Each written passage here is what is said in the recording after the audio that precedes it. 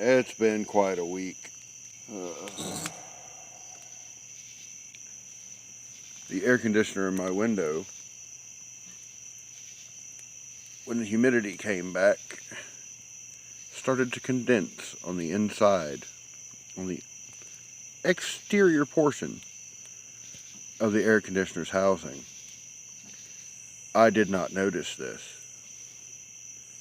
And it dripped, and it dripped, and it dripped. Not loud enough for me to hear it until it blew out the outlet that the damn thing was plugged into. So there's a whole portion of my house that is without power until I can get it fixed. So that's fun. It'll be resolved. All things must pass, blah, blah, blah, blah, blah, blah, blah. So here I am on a Friday night, out by the fire, pondering a minor mess I'm in. It could be worse. The fire could have been in my house that day. So, we take what we can get.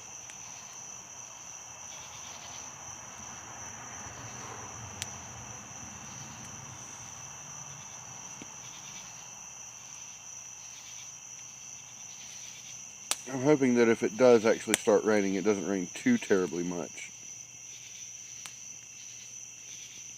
I got something I want to do tomorrow, and while the rain would help the visuals, it does not help the going.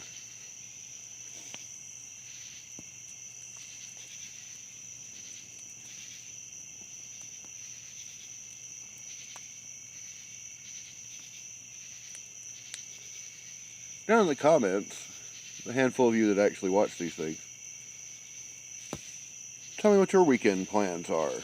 I'm sure they're interesting. They've got to be better than mine. I'm going to be stringing a clothesline. That part I don't mind too much. I like the smell of sun-dried clothes. Something nice about it. It's the bending over a tub to wash them part that's going to suck.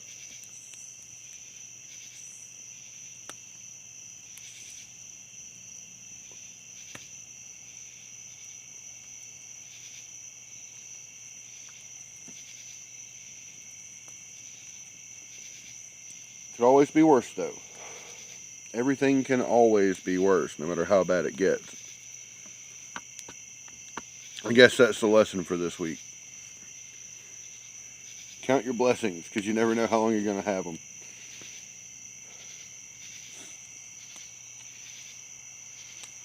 In brighter news,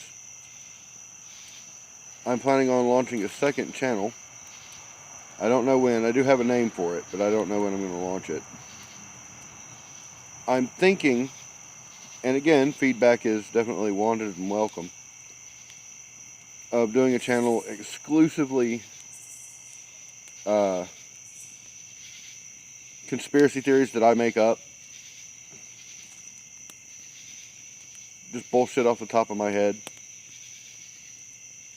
Other people have made up, that are definitely bullshit, but definitely fun conspiracy theories. Fine example of that is the one about Stanley Kubrick and the moon landing. NASA hired him to fake it, but he was such a perfectionist that they had to actually go to the moon to shoot it. I would almost believe that. Now, that sounds like a Stanley Kubrick-ass thing.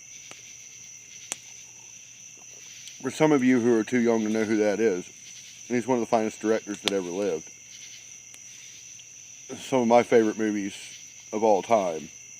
Half my top 10 list is probably Stanley Kubrick movies. With good reason. The Killing is fantastic. Sterling Hayden is, as always, magnificent in it. Dr. Strangelove, or How I Learned to Stop Worrying and Love the Bomb, it's the scariest and funniest movie I think I've ever seen. I would have loved to have been a fly on the wall in that premiere because of the nervous fucking laughter in that room. Holy shit. Apparently some Air Force guys were allowed to visit the set and saw the mock-up of the inside of the B-52 and were shocked at how accurate it was. And the producer that was there waiting for Kubrick to show up because he had other business called him, got a hold of him, and told him he needed to maybe contact a lawyer just in case it became a problem. Oh, of course, 2001: A Space Odyssey and A Clockwork Orange, especially A Clockwork Orange, aka Modern London.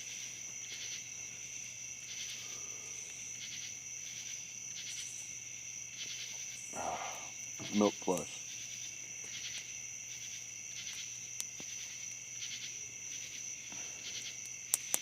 Another one I've always been fond of was Eric Foreman from that 70s show never went to Africa. That's just what Red and Kitty told everybody. He went to prison. Some years later, when he finally got out, he was not reformed. He couldn't go back to Wisconsin, so he went to Michigan. Namely, he went to old Detroit. Under the alias Clarence Boddicker, he organized a reign of terror on behalf of the Omni Consumer Products Corporation and was only stopped by OCP's rogue RoboCop prototype.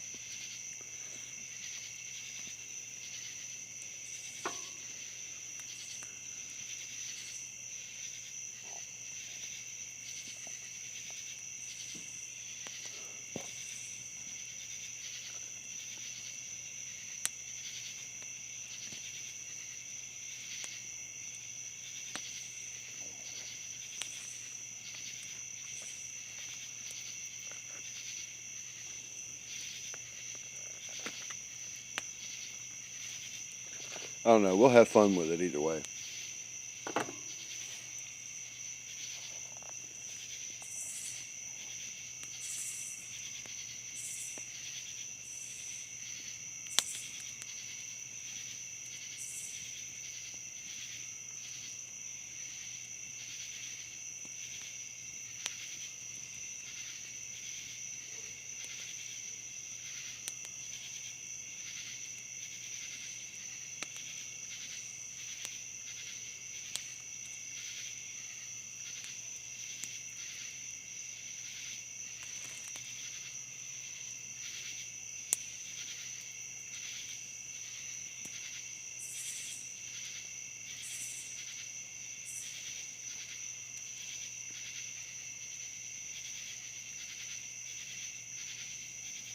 I might start dabbling in e-begging after I've done that, but baby steps, baby steps. I do not want to monetize this channel. That's not what this channel's for. I started this channel to have fun, and that's what it's for. It's what it's going to be used for. Things I enjoy.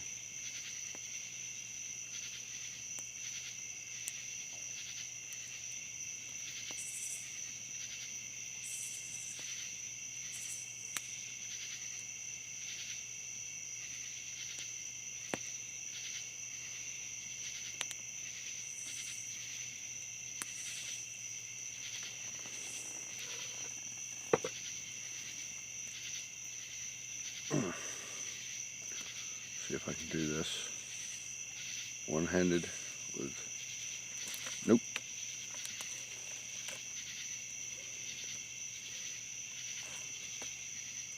Joke's on you, stick.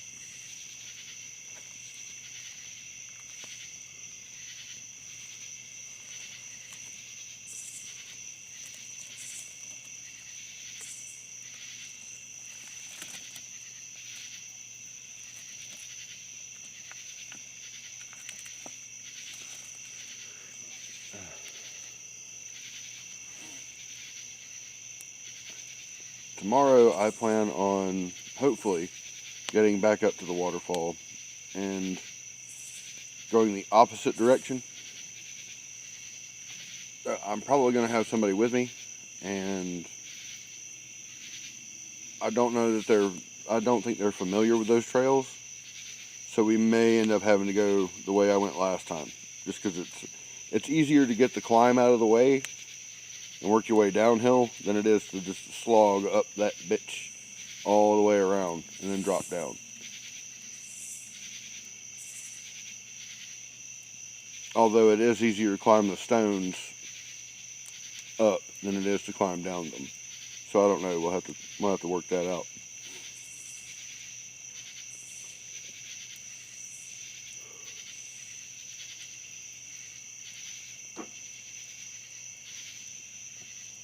Alright, kitty cats.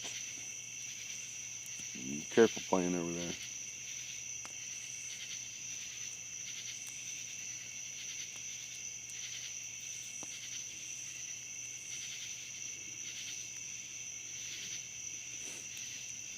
Unrelated, well, somewhat related to the second channel announcement, the paranormal stories that are on this channel will remain here. They will not be going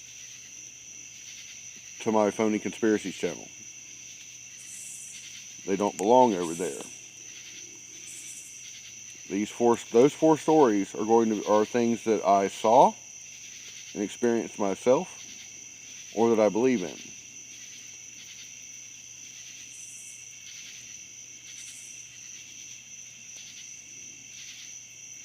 They don't belong with a bunch of fake bullshit that just rolled off the top of my head because I read 2 articles and went, yeah, that sounds right.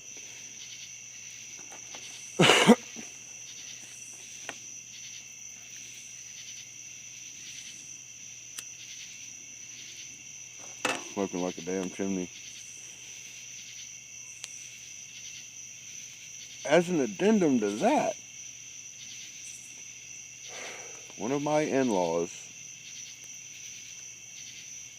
feeds, I have several that feed strays.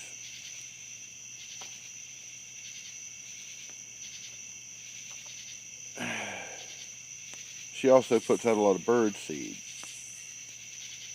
She's got a big open yard. There's plenty of room for, you know, all the cardinals and the blue jays and the wrens and everything to come and get their little bite.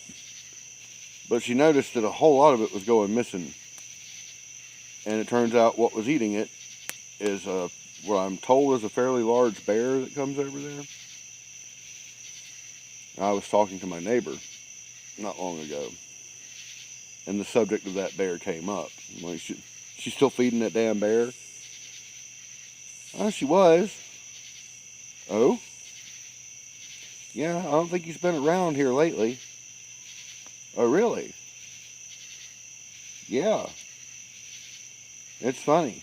Since he moved in over there, this thing's been coming and going over there for like 2 years now, I think. Maybe more. She's afraid I'll shoot the bear, which, unless it gives me a damn good reason to, I'm not gonna. God knows I've run into enough of them. Like I said, 99.99 times out of 100, they will not give you a problem. At least not southern black bears. But here's the funny part. She goes and tells me, yeah, you know, here this year, no coyotes have been coming through the yard. Now, I've lived enough around both to know that unless they are in direct conflict, but they happen to definitely be in the same place at the same time, those two things don't really pay each other any mind. One goes its way and the other goes its way.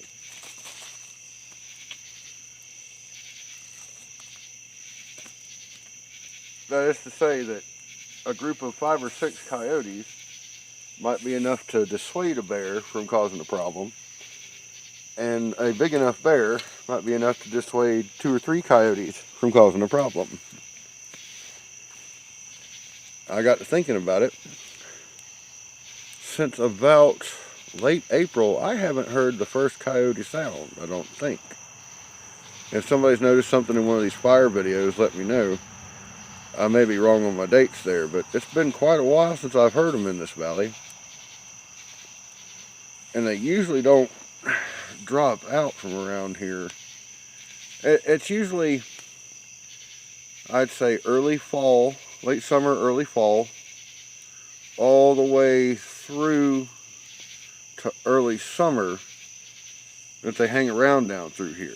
And they dick off to somewhere else for a little while and come back. Now we're in the middle of that, but it started too early. I'm wondering what ran them off.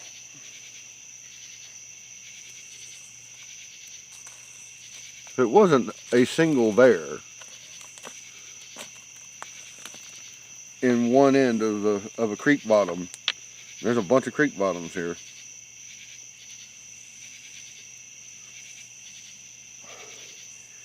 And for that matter, half the bears I've actually seen have been flat out running when I saw them.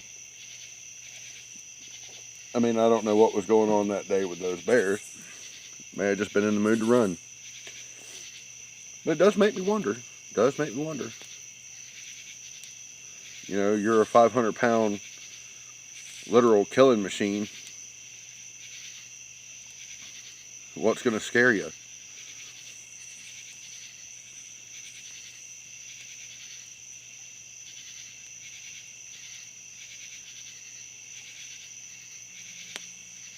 I did see a really cool video the other day of a bear seeing its reflection and then beating the shit out of that mirror.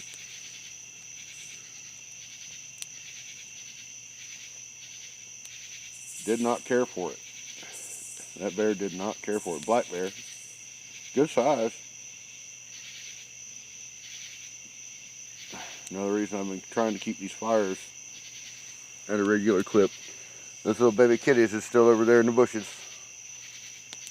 I don't need nothing sniffing them out. Causing me grief.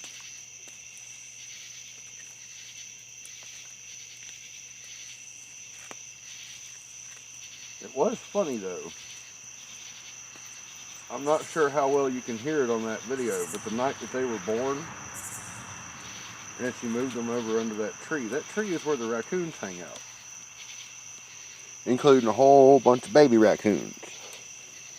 And those poor things were flipping the hell out. They didn't know what to make of it.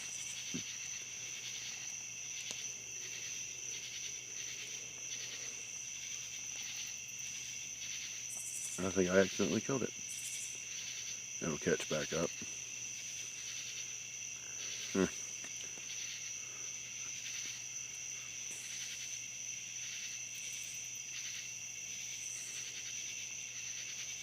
At any rate,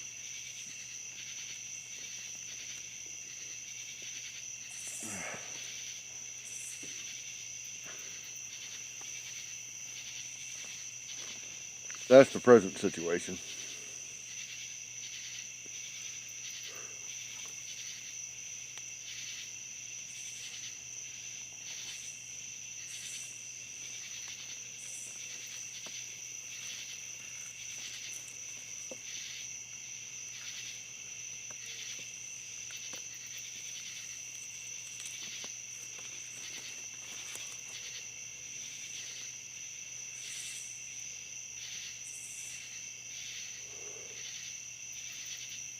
I oriented it wrong.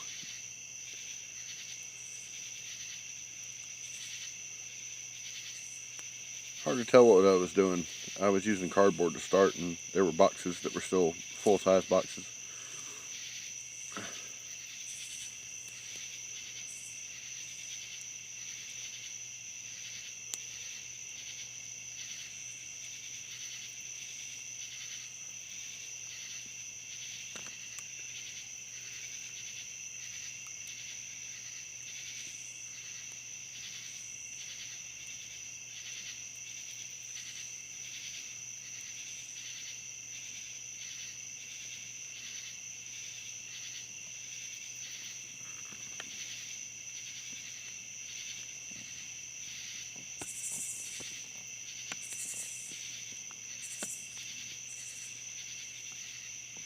Huh, that could have gone smoother.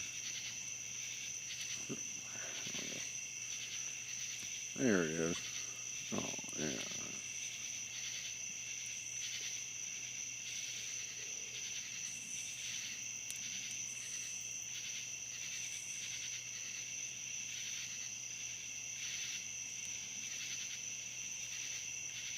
Anyhow, I'm bored. Anybody want to drop a scary story down in the comments? That'd be fun. Yeah, the fire likes that idea.